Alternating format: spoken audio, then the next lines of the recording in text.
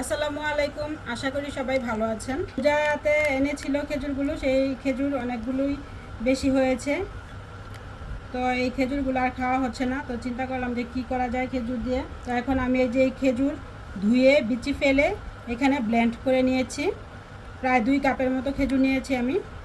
আর এখানে আছে সাদা তিল, আছে এখানে কাজু বাদাম, আছে এখানে পামকিন সিড, এখানে আছে আমন্ড, এখানে আছে বাদাম, এখানে আছে ঘি, আছে নারিকেল।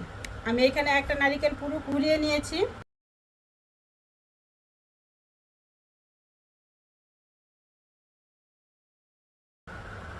আমি এখানে বাদামগুলো 3টা কাটা দিয়ে নিব।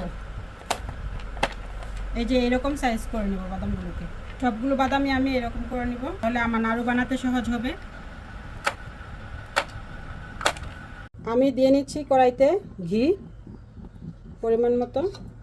এটা দিয়ে আমি আমন্ড এবং ক্যাশু নাটগুলো আমি ভেজে নিচ্ছি।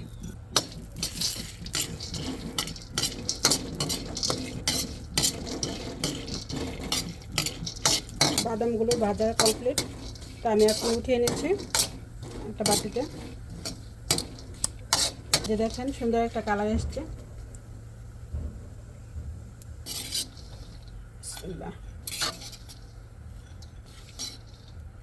এখন আমি দিয়ে দিচ্ছি বাদামগুলো।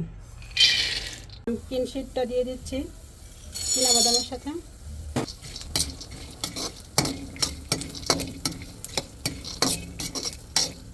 দিয়ে দিচ্ছি আমি তিলগুলো, সাদা তিল।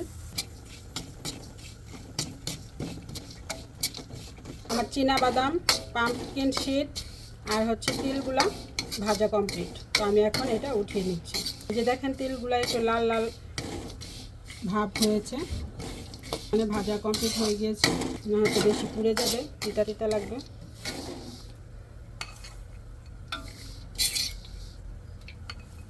এখন আমি দিয়ে দিচ্ছি আর একটু ঘি। নারিকেলটা যেহেতু পানি পানি, মানে পানি বের হবে নারিকেল থেকে, সেহেতু আমি নারিকেলটা আগে ঘিয়ের মধ্যে ভেজে নিব। তো দিয়ে দিচ্ছি নারিকেলটা। নারিকেলটা আমি ঘিয়ের মধ্যে ভাজা ভাজা করে নিচ্ছি। আর আমি দিয়ে দিব নারিকেলটা যেহেতু অত মিষ্টি না, সেহেতু আমি অল্প একটু চিনি দিব, সামান্য।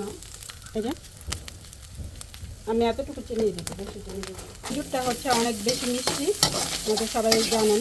এটা মিষ্টি থাকার কারণে আমি চিনিটা একদমই অল্প দিয়েছি, জাস্ট নারিকেলটা যাতে একটু মিষ্টি মিষ্টি লাগে আর কি, সেজন্য।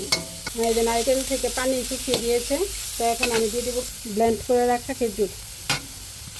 যে খেজুরটা দিয়ে এখন আমি ভালো করে নাড়াচাড়া দিয়ে নেব।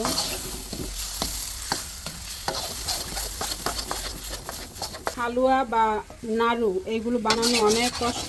এগুলো বানাতে গেলে হাত একদম ব্যথা হয়ে যায়, অনেক নাড়াচাড়া করা লাগে। এই যে দেখেন খেজুরটা, খেজুর, নারিকেল আর অল্প চিনি, এখানে এই যে দেখেন আঠালো আঠালো একটা ভাব চলে এসছে।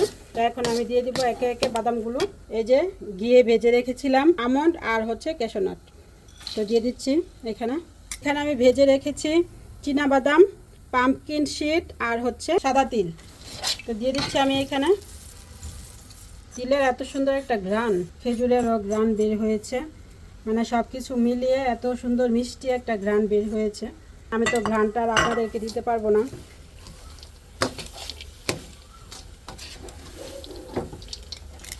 এই যে আমার নাড়ুটা কিন্তু হয়ে গিয়েছে, নাড়ুর ডোটা আর কি। এখন আমি এটাকে নাড়ুর শেপ দিব, নামিয়ে একটু ঠান্ডা করে, বেশি ঠান্ডা করা যাবে না, অল্প ঠান্ডা হলেই হাত দিয়ে চেপে চেপে সুন্দর করে নাড়ুর শেপ দিতে হবে। এই যে আমি এখানে নাড়ুগুলো বানিয়ে নিচ্ছি। দেখেন মাশাআল্লাহ কত সুন্দর নাড়ু, খেতেও কিন্তু অনেক মজা। আমি সবগুলো নাড়ু এরকম এইভাবে বানিয়ে নিব, এই যে এরকম করে, এই সাইজের করে, এই শেপ দিয়ে, গোল গোল শেপ।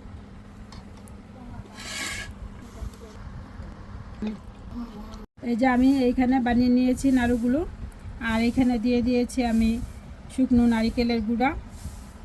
দেখেন কত সুন্দর লাগছে দেখতে এই প্রোটিন সমৃদ্ধ নাড়ুগুলো। ভিডিওটি ভালো লাগলে লাইক, কমেন্ট ও শেয়ার করে গ্রামীণ হ্যাসেলের পাশে থাকবেন।